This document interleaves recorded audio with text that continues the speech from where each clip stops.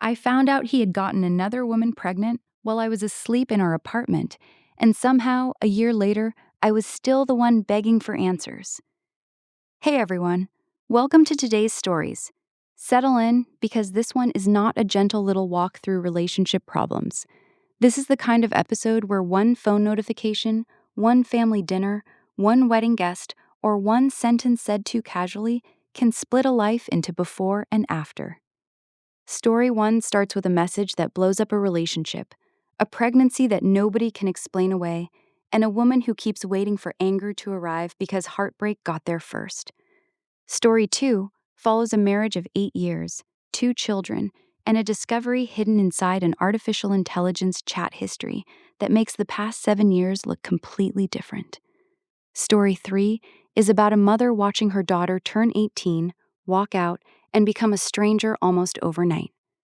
Story 4 takes us to a car ride with 3 small children in the back seat, where a husband's threats finally meet real consequences. Story 5 is a wedding story, but not the sweet kind.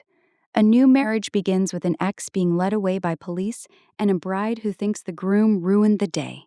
Story 6 is about a family that decided a generous uncle was secretly buying an 18-year-old a car, even though he never said a single word promising that. Story 7 asks what happens when your father cheated with the babysitter your mother once trusted, and now you have to decide whether he belongs at your wedding. And Story 8 closes with a woman whose husband got another woman pregnant after 20 years together, then expected her to make the divorce easy for him. Story 1. I found out my partner got another woman pregnant while I was asleep in the next room. When I think back to the beginning of our relationship, I hate how normal it all seemed. I was 24 years old, and he was 23. We had only been together for about a year, but I trusted him in that quiet, complete way that feels almost embarrassing after the truth comes out. He was my person. He was the one I defended in my head before anyone even accused him of anything. Then, in December of 2024, I woke up to a message from another woman. It was one of those messages that starts casually but changes the temperature of your whole body. She told me he had gotten his 19-year-old friend pregnant. At first, I did not believe it. I could not. My brain rejected it like a bad dream. I asked him, and he said he did not remember anything happening. He said he had only just found out too. He acted confused, almost as if we were both victims of the same impossible misunderstanding. Then he said substances had been involved, and that whatever happened had happened in our apartment, while I was there, while I was sleeping. I remember the room feeling too still. I remember staring at my phone and trying to make the words rearrange themselves into something less humiliating. But they did not. Soon after, I received screenshots between the pregnant woman and her friend. There were details in there that I did not want to believe, so I shoved them away. I told myself people exaggerate. I told myself maybe she was trying to hurt me. I told myself anything that would let me keep breathing. A few days later, we sat down with her in our apartment. She told me 2 things that broke through every excuse I had left. She was keeping the baby, and he had already known about it. That was when I kicked him out, because the lease was in my name. He told me he wanted us to work. I wanted to believe him so badly that I did. I set boundaries. He set boundaries with her. One of them was that he would no longer give her rides. They coached the same sport, and she did not have a license, but I told him I could not survive them having extra private time together. He agreed. Then he kept giving her rides anyway. He told me it was for medical appointments. He told me she had no one else. He made me feel cruel for needing the boundary he had promised. A few weeks later, my sister texted me. She had seen them at a store, looking at baby items together. That day, when I asked him how his day had been, he conveniently left that part out. When I confronted him, he said he did not tell me because he knew it would make me upset. As if the problem was my reaction, not his lying. In February, the pregnant woman announced online that the baby would be arriving in June and would have his last name. I had the worst panic attack of my life. I called him more than 20 times. When he finally answered, he said he had to take her to urgent care because she had a sore throat. I asked him to drop her off and meet me in the parking lot, so we could talk. He said no. Then he hung up. The next day, I asked if we could talk. He said he was not ready. I told him I needed it. He ignored me from Wednesday until Friday night. Friday was my birthday. On Saturday, I asked again, and he said he had to go look at baby things with her. On Sunday, we finally met. I told him he had to choose. He said because he had grown up with an absent father, he could not do that to his daughter. He picked her. And still, he left the door cracked open with one sentence: "If things change, I will let you know." Do you know what that does to someone who is still in love? It keeps you standing in the doorway of your own life, waiting for someone who already walked out. He agreed to a paternity test after the baby was born. Then he disappeared for 2 months while his belongings were still in my apartment. In May, he started texting me again. We went to dinner. He said he did not really know what she was doing or what the plan was. I was not angry. I wish I had been. I just missed him. We went back to my place. We were close again. He spent the night. I waited for him to initiate everything because I did not know where we stood, and I hated how grateful I felt for crumbs. In June, I saw that the baby had been born with both of their last names. I texted him asking about the paternity test. At the end of July, my message was marked as read. He never answered. Then I saw that she had changed her relationship status. They had been together since March. That meant while I was still grieving him, while I was still confused, while he came back to my bed in May, he had already been with her for months. And the screenshots I had pushed away came back in my mind. They said he had been cheating since May of 2024. Not once, not some blurry accident, repeatedly. I have been in therapy. I have had anxiety and depression since everything started. My family hates him, and I understand why. But I am still not angry the way I want to be. I feel stuck on the version of him I thought I knew, and sometimes I wonder if that version ever existed at all. Long Pier is what I think. She is not weak because she still misses him. She was attached to a future, not just a person. That kind of betrayal does not disappear because the facts are obvious. But he gave her betrayal, confusion, silence, and just enough hope to keep her from healing. I think the anger will come when she stops asking why he did it and starts asking why she was expected to survive it quietly. He did not just cheat, he made her carry uncertainty like it was her responsibility. Would you demand every answer before moving on, or would you block him and let silence become the answer? Let me know below. Story 2. I found my wife's hidden affair clues in her artificial intelligence chat history. For 8 years, I thought I knew the shape of my life. I had a partner, 2 children, a home, and a history that was not perfect, but felt solid enough to trust. We had built routines. We had built memories. We had built the kind of life where you do not expect one tiny detail on a phone screen to start pulling the floor out from under you. About a month ago, I discovered that my wife had been texting a man she knew before we ever met. That name already carried history. 4 months into our relationship, there had been a party. Afterward, this same man stayed over at her place. Back then, she told me nothing happened. She said he simply could not catch a bus home. I remember not liking it, but I also remember wanting to be reasonable. I told her she needed to cut contact with him. She said she did. And because I loved her, I believed her. 7 years passed. Then one day, I noticed his profile on her phone. It was on an app we barely used, which almost made it more obvious. I was only trying to send a picture from her phone to mine, but his name was sitting right there, near the top. Their messages were gone, deleted, but it was clear there had been contact. My stomach dropped in that very specific way where your body knows before your mind catches up. When I confronted her, she gave me an explanation that felt soft around the edges. His father was ill, she said. He needed support. Nothing inappropriate was happening. At first, I believed her again. Maybe that sounds foolish, but for 7 years she had never given me a reason to doubt her. I had 2 children with her. I had a home with her. You do not want to believe the person beside you has been hiding a second version of the truth. But a few days later, the feeling would not leave me alone. I checked her phone again. This time, I looked deeper. That was when I found the artificial intelligence chat history. Questions about divorce, questions about managing time for an affair, questions about flirty and intimate texting, hints that she had already crossed the line physically. I sat there with her phone in my hand, and suddenly 7 years of trust started cracking backward in time. It was not just now. It was not just some emotional confusion. It was the same man. The same man from 4 months into our relationship. The same man I had been told was nothing. The same man she supposedly cut off. When I confronted her again, she finally admitted what I think part of me had already known. She had betrayed me back then too. 4 months in. 4 months into the relationship that became our whole life. I do not know how to explain what that does to a person. It is not just pain in the present, it rewrites the past.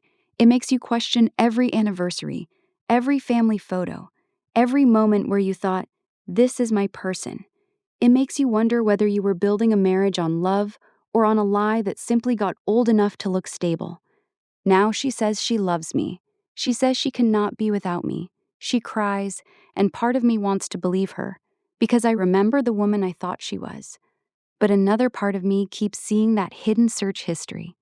I keep seeing the way she had enough clarity to ask how to manage an affair, but not enough honesty to stop herself from destroying me. The hardest part is the children. I love them more than anything. I do not want them to grow up with separated parents. I do not want to become the reason their home changes. But I also do not know how to stay inside a marriage where every room suddenly feels staged. I look at her, and I see my wife. Then I blink, and I see a stranger who had 7 years to tell me the truth. I do not know which one is real anymore. Here is what I think. He is standing in the terrible middle place where love and evidence are fighting each other. The children matter, absolutely, but they cannot be used as a blanket to cover a wound that keeps bleeding. She did not make one impulsive mistake and immediately confess. She carried a secret from the beginning and then built a family around it. I think he needs space, legal advice, individual therapy, and proof through action before he even considers repair. Tears after being caught are not the same as honesty before discovery. Would you try separation in therapy first, or would you start the divorce process immediately? Let me know below. Story 3. My daughter turned 18, left 2 days later, and became someone I barely recognize. I thought I had done everything as best I could. That is the sentence I keep returning to, even though it gives me no comfort. My daughter had always struggled with rules, structure, and plans. We had battles over the years, big ones, the kind that leave you exhausted at the kitchen table after everyone else has gone to bed. But I believed we were okay. I believed we were the kind of family that bent but did not break. In the fall, she seemed focused. She wanted to become an art teacher. She applied to schools. She got accepted to her top choice.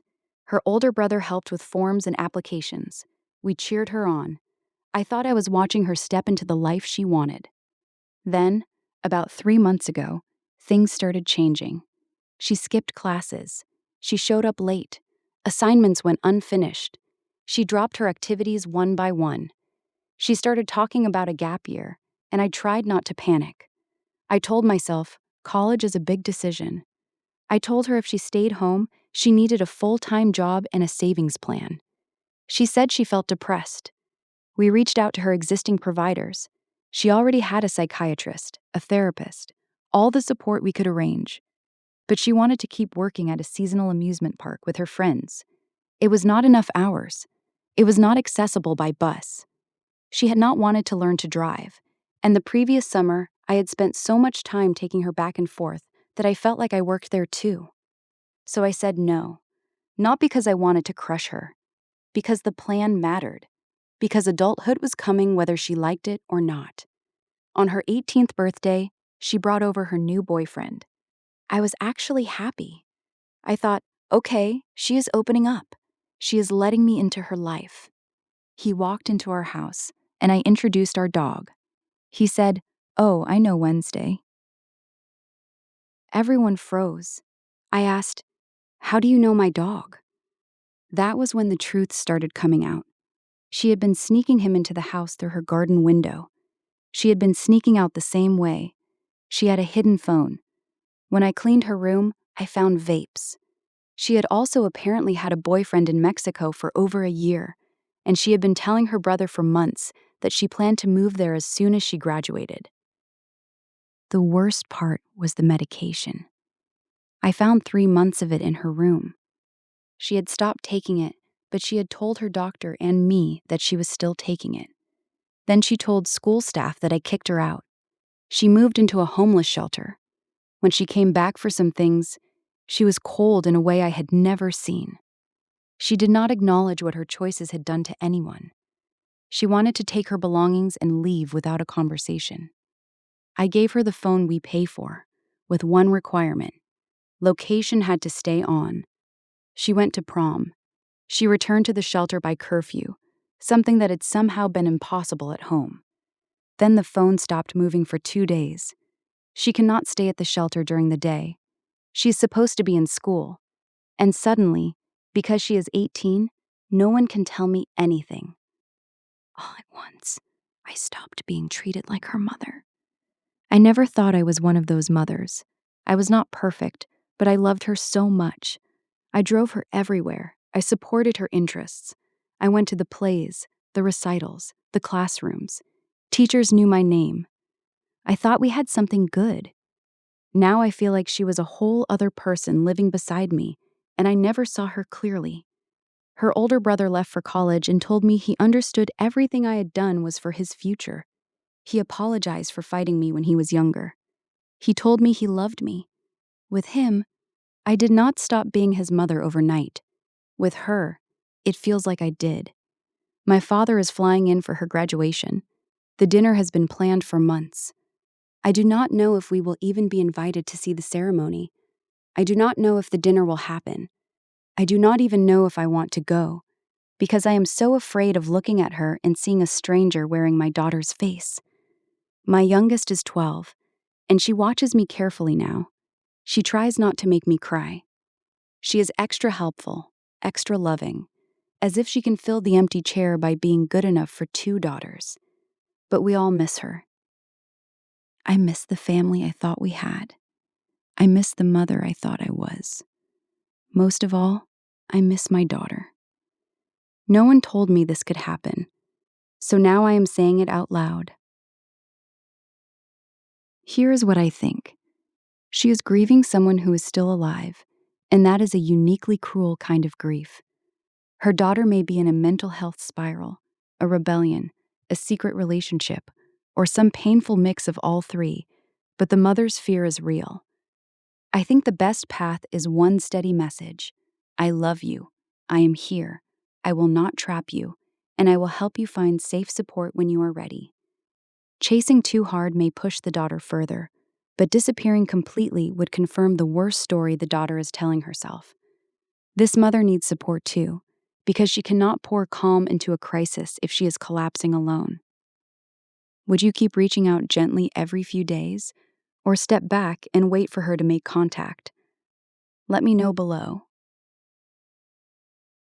Story 4. I called emergency services after my husband threatened self-harm, and now he says I ruined his reputation. My husband and I were fighting yesterday, but that sentence alone does not explain what our fights have become. When things get bad, he threatens to hurt himself. Then I have to talk him down. Afterward, for months, he brings up how I almost made him do it. Over the years, I have learned the pattern. It happens when he is losing control of the fight. It happens especially when I talk about leaving.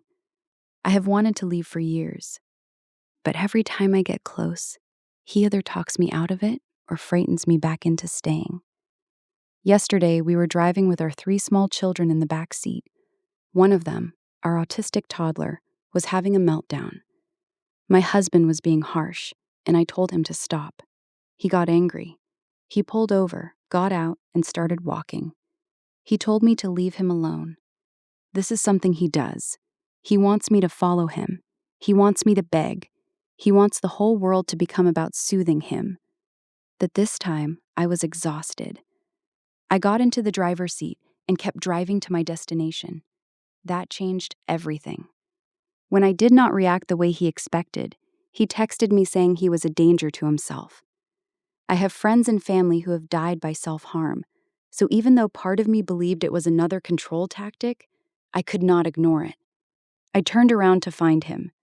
Then he called me and said he had just attempted to hurt himself. I found him completely unharmed. Still, I took him seriously. I took him home. The entire drive, he threatened to hurt himself at home, where there was a weapon. He also said that if I did not take him home, he would call the police and say I was holding him against his will. Our 3 tiny children were in the back seat, watching a movie, while I tried to keep my voice calm and my hands steady on the wheel. I was trying to manage his threats, my fear, the children, the road, and the knowledge that one wrong move could become the story he used against me forever. When we got home, he immediately ran inside and locked all of us out. That was the moment something in me went still. I called emergency services. 4 police cars came. It became a scene. They separated us on the front lawn. We live on a busy street, and it felt like the whole city was watching. People slowed down. Some turned around to drive by again. The officers spoke to him, but by then he was suddenly casual. Fine, calm. They said there was nothing they could hold him on. Deep down, I had believed he was most likely performing, but I was done gambling with threats that serious. I wanted him to understand that if he said those words, I would treat them like an emergency every single time. Now he is furious with me. Neighbors have been texting him asking what happened. He says I ruined his reputation. He says I caused him more stress. He says I made everything worse. I know I need to leave. I am trying to gather things and be strategic. I stay home with the children. I have no income of my own. I do not feel safe leaving suddenly, so I have to be careful. But I keep replaying the call, the police cars, the lawn, the children, his anger. And I keep wondering whether calling for help was finally drawing a line, or whether I somehow took it too far. Here's what I think. She did the correct thing. If someone threatens self-harm, emergency services are appropriate, whether the threat is sincere, manipulative, or unclear. He cannot use a crisis statement as a leash and then blame her when she treats it like a crisis. What matters now is documentation, a quiet safety plan, and support from people trained for domestic control situations. She is not responsible for protecting his reputation from the consequences of his own threats. She is responsible for getting herself and those children safe. Would you call for help every time a threat is made? Or would you leave first and involve professionals from a distance? Let me know below. Story 5. My ex showed up at my wedding, and I had her arrested. 2 days ago, I married my wife. I am 28, and she is 39, and until everything happened, the day felt almost unreal in the best way. The weather, the guests, the little nervous moments before the ceremony, the feeling of seeing her and thinking, this is my life now. For once, I was not thinking about the past. Then a friend of mine, Chris, arrived with his guest. It was my ex. For context, my ex and I had dated more than 5 years ago, and only for a few weeks. I ended it because I simply did not feel the same way she did. After that, she kept messaging me, begging to get back together or be close again. It went on for months. At one weak point, I made the mistake of being with her again, and afterward I told her it was a mistake, and I still did not want a relationship. That was when everything got worse. The messages swung between pleading and cruelty. Eventually, I blocked her. Then she started showing up at my home, my work, and places she knew I went. She tried to force herself on me. She threatened violence. At that point, I got a restraining order. After that, I had not heard from her in years. My wife knew I had a restraining order against someone who had stalked me. We talked about it when our relationship became serious. A few family members knew too, but most of my friends did not, because it was not something I wanted to keep retelling. So when Chris walked in with her, he had no idea. I pulled him aside and told him enough to make it clear she needed to leave. We tried to get her out quietly. She refused. There are moments where people later tell you that you should have stayed calm, but they do not understand that staying calm was exactly what you were doing. I called the police. 2 officers showed up and arrested her for violating the restraining order. That was when she exploded. She shouted. She insulted my wife. She claimed we were meant to be together. Guests stared. The air changed. The wedding, my wedding, became about the person I had legally tried to keep away from me. And now my wife is upset with me. She says I caused a scene. Some friends say I should have ignored it and focused on the day because my ex had not caused problems until the police arrived. But I cannot understand that logic. She was the problem the moment she walked into my wedding. She was the problem the moment she refused to leave. She was the problem the moment the restraining order existed for a reason. I keep thinking about what people expected from me. Was I supposed to spend my own wedding watching her from the corner of my eye? Was I supposed to let my wife stand near someone who had threatened me before? Was I supposed to pretend a legal boundary did not matter because enforcing it would be uncomfortable? I did not want drama. I wanted peace. But peace cannot be built by handing the room to the person who came there despite a court order. Here is what I think. He did not ruin the wedding. The ex did, and the friend accidentally opened the door. His wife may be grieving the perfect day she thought she was getting, but directing that pain at him is unfair. A restraining order is not a suggestion, and asking him to ignore it at his own wedding is asking him to absorb fear for everyone else's comfort. I think he and his wife need a serious conversation because her first instinct should have been protection, not embarrassment. The scene was ugly, but it was not his fault. Would you call the police immediately or try one final private warning before making the call? Let me know below. Story 6. My family decided I was buying my nephew a car, even though I never promised one. I am 30 years old, the youngest of 5, and I grew up during tough financial times. That kind of upbringing stays in your bones. Even now, when I make decent money heading a sales department at a large logistics firm, I do not live like money is guaranteed. I know how fast stability can disappear. I have helped my family before, sometimes with school, sometimes with electronics, sometimes with money, but I have never given anyone a gift as big as a car.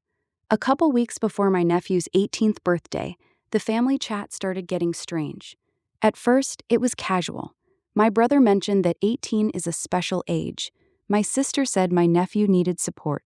Then came the jokes about keys. Car keys, new car energy. Little hints dropped in that way where nobody asks directly, but everybody wants to act like the answer has already been agreed upon. I did not respond to the hints. I figured since I had promised nothing, there was nothing to correct. Looking back, maybe they took my silence as agreement, but silence is not a contract. For his birthday, I bought him something I genuinely thought he would love. He is a huge fan of a certain rapper, so I got him fan zone tickets, official merchandise, a hoodie, a cap, and extra cash for travel and expenses.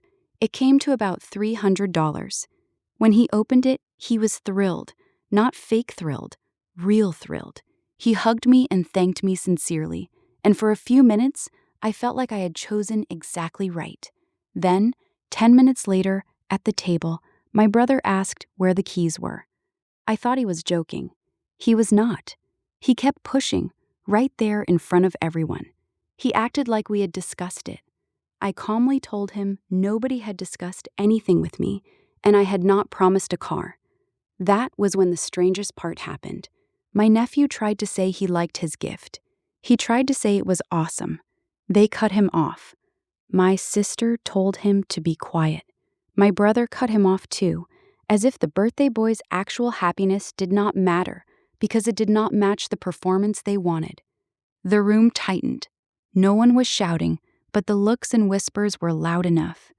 My sister said I could have warned them in advance. My brother said money had spoiled me. I told them that if I bought one car now, everyone else would expect the same, and I was not taking that on. After that, they said I had put everyone in an awkward position and ruined the holiday. I did not argue. I left. Now I keep turning it over in my mind.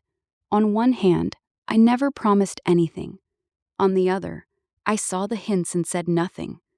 But the more I think about it, the more I realize the car was never really about my nephew. If it had been, they would have cared when he said he was happy. They would have let him enjoy the gift he actually received. Instead, they seemed angry that their expectation did not become my obligation. I gave a thoughtful gift. They created an imaginary debt, and somehow, I was the one made to feel cheap. Here is what I think. He did nothing wrong. His family tried to turn hints into a bill, and then acted offended when he did not pay it. The clearest evidence is the nephew himself being happy until the adults interrupted him. This was not generosity they were seeking. It was control over someone else's wallet. I think his silence may have let them fantasize, but that still does not make him responsible for the fantasy. A gift is a gift, not a down payment on lifelong family demands. Would you call out the family chat hints immediately next time, or keep ignoring hints until someone asks directly? Let me know below. Story 7. I do not want my father and the babysitter he cheated with at my wedding. My father had an affair with the babysitter. That is the simple version, but there is nothing simple about what it has done to my family.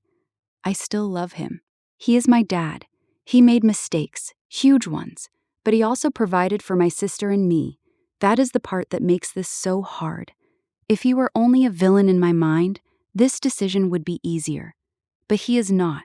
He is my father, and my memories of him are tangled with both care and damage. Now I am getting married, and I cannot stop thinking about what it would mean to invite him and the woman he betrayed my mother with. A wedding is supposed to be about commitment. It is supposed to be about standing in front of the people you love and saying, "This promise matters." So how do I celebrate that promise while making space for the exact betrayal that broke my mother? I want my father in my life, I do. But I do not like the idea of my mother having to sit there and look that betrayal in the eye during my wedding. It feels cruel, like asking her to be polite while the room quietly rewrites what happened to her.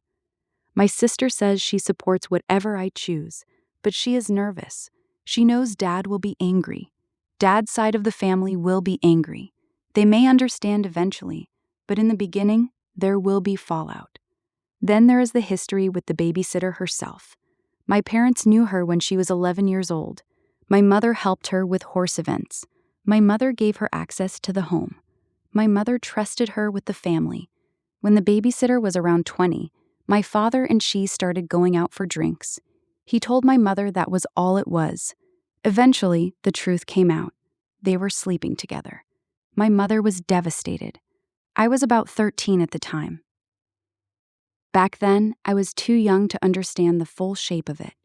I did not know enough to recognize whether there had been grooming.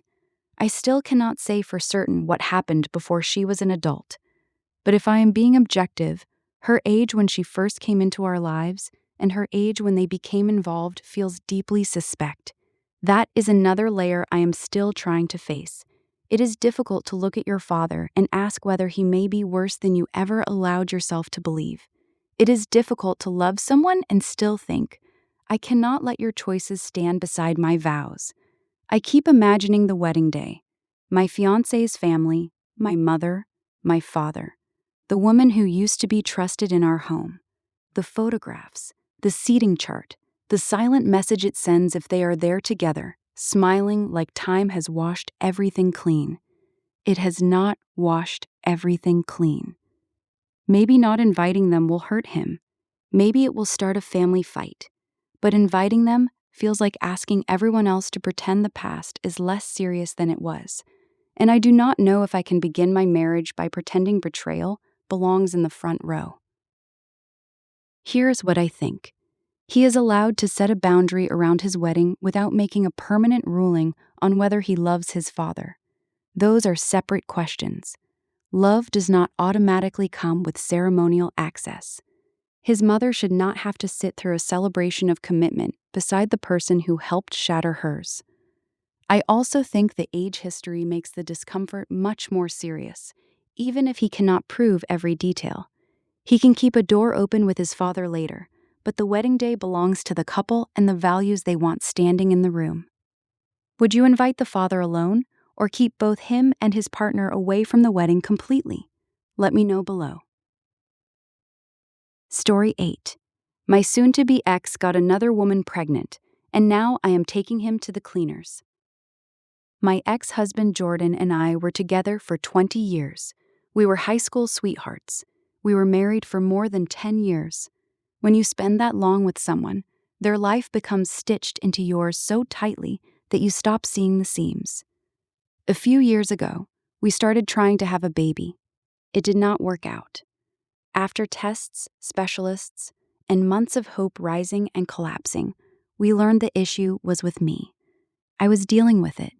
It hurt, but I thought we were dealing with it together. We were not. Instead of working through that pain with me, Jordan got a woman from his gym pregnant. Her name is Megan. She is 38. She has 2 other children and sells insurance. That is basically all I know about her, and honestly, that is plenty. I found out a few weeks ago. He moved in with her. I filed for divorce soon after. It felt sudden to me, but apparently he had already started another life while I was still standing in the old one. Megan is anxious to be married before the baby comes. I do not know why she decided to have a baby with a married man, but that is not my problem. What is my problem is the 20 years I gave him, the home we built, and the fact that he seems to think betrayal should come with express checkout. I am not interested in making this easy for him. Maybe that sounds bitter. Maybe I am bitter. But when I look at the facts, I do not think I am being unreasonable. I am in a fellowship now. Before that, I spent years in medical school, residency, and internships. During those years, he worked a good job. Alongside my education and work, I was still the main homemaker. I helped make his life possible. My father is paying for my lawyer, and I told both my father and the lawyer that I am not in a hurry. I am not the pregnant one. Jordan wants speed because Megan wants a wedding timeline. That is not my emergency. Under the laws where we live, he owes me alimony, so I told my lawyer I would not budge. Jordan and Megan have been losing their minds. I blocked them because of the hateful messages. The strange thing is, it does not even feel like hate to me. It feels more like clarity. I look at the last 20 years and I feel embarrassed that I gave so much time to someone who could abandon me the moment things got hard. I want the house too. I put the down payment on it with money from my grandmother. I have put blood, sweat, and tears into that house. I have paid into the mortgage. I am not pretending he did nothing, but I no longer care about making him comfortable. If he wants the divorce finished tomorrow, he can agree to what I am asking. If he wants to drag it out and see whether he can give me less, that is his choice. He seems to enjoy making big decisions. He can enjoy this one too. People keep telling me to remember the good years. They ask if I still have love for him. No, I am not a monster. I am not going to expose his deepest fears or parade his private pain around. But I am also not going gently into the life he planned for me to accept. He does not get to abandon me, move in with another woman, prepare for a baby, and then ask me to be graceful because he needs money for his new family. He can make more money. I cannot get 20 years back. Here's what I think. She sounds furious, but underneath that fury is a very clean sense of fairness. He made decisions that served him, and now she is making decisions that protect her. That is not revenge by itself. That is self-preservation with a backbone. I think the house and alimony should be handled through the lawyer, calmly and thoroughly, because emotions are loud, but paperwork is louder in the end. Jordan and Megan's timeline is not her responsibility. He broke the marriage. He does not get to choreograph the exit. Would you fight for every legal dollar in the house, or settle faster just to be free sooner? Let me know below. 8 lives, 8 pressure points, And somehow the quietest lesson is the loudest one. Trust is not just about love, it is about what people do when nobody is making them be honest. If any of these stories made your jaw tighten, your eyebrows climb, or your soul briefly leave your body, give the video a like. It helps more than you think, and it tells me you are still here in the emotional wreckage with me. Subscribe if you want daily stories for your commute, your chores, your late night scrolling, or that oddly specific moment when you need someone else's chaos to make your own day feel manageable. And if you want to support the channel, there is a link in the description. It helps keep the audio clean, the stories coming, and this whole little corner of dramatic human behavior alive. Take care of your peace, trust the patterns people show you, and I will see you in the next one.